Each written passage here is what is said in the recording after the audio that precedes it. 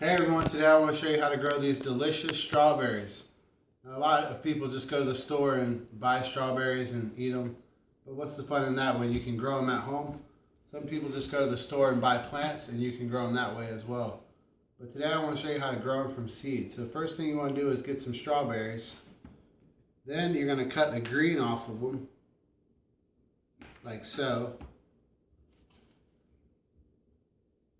You want to cut a good bit of these, enough to get as many seeds as you're going to need. And consider that all seeds aren't going to sprout. You'll get some duds in there.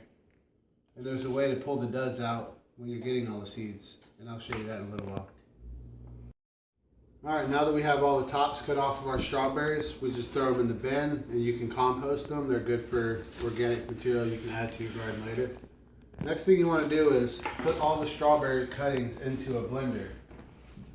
Like so. Then take the top of the blender and add water. You want to fill it about halfway with water.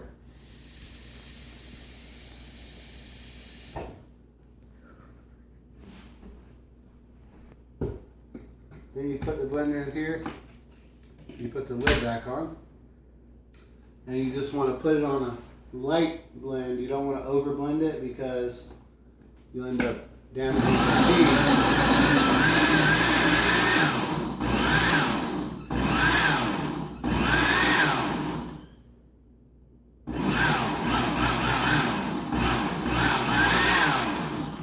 Alright, now that it's all blended up, the seeds should have separated from the fruit in this pulp mixture. Now you have to learn how to extract the seeds from the pulp.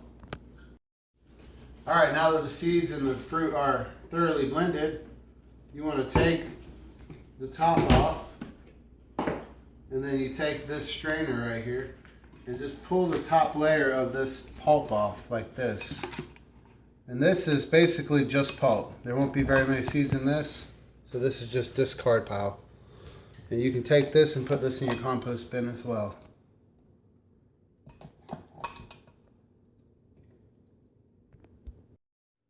Alright, after you feel like you got most of the pulp out, then just take the remaining mix, which contains mostly seed and still some pulp, and pour it into a nice clean bowl, like so. Then you want to rinse this out one time to get all the remaining seeds out of here.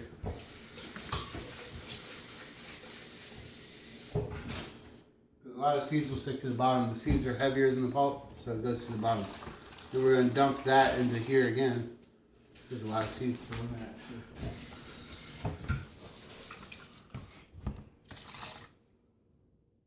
Okay, that was pretty much everything. Then I want to fill this bowl up a little more with water. This will help further separate the pulp from the seeds.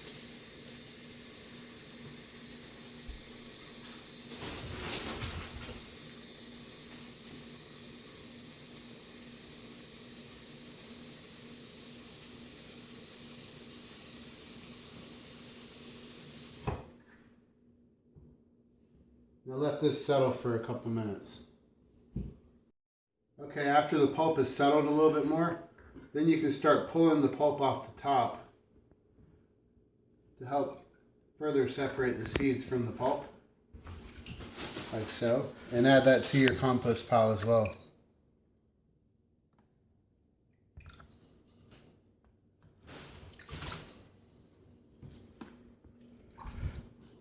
Now there's mostly just water in the bowl. Now you can pour some of the top layer off where the seeds will still be settled in the bottom.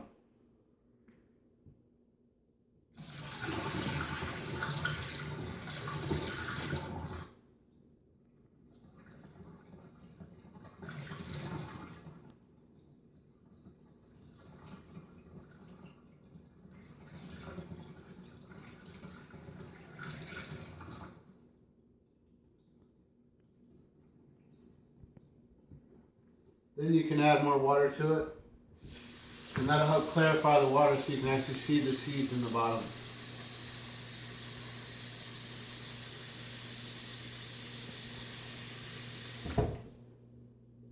Alright. If you look closely, you can still kind of see the seeds in the bottom down there. and most of the pulp is gone now. This is the fun part. Take your finger and make a tornado.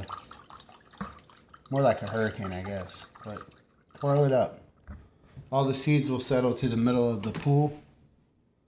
And then you can take a turkey baster, like so, and just suck all the seeds right out.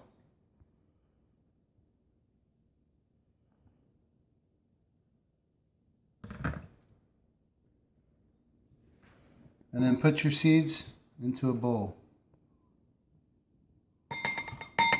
Just like that. And there may still be a few seeds remaining. You can come back and get those as well. Alright, now we don't need this water anymore. We got all the seeds out of it. We'll just dump this down the drain. Or you can dump it on a plant. Alright, next we'll stir our bowl of seeds to help them consolidate to the middle as well. So y'all can see that. Right there. And if it looks like you have a lot of pulp still in there, you can even use this turkey baster and suck up some of the additional pulp. But the main thing you want to do is just get rid of most of the water, because you want to dry these seeds out before you do anything with them.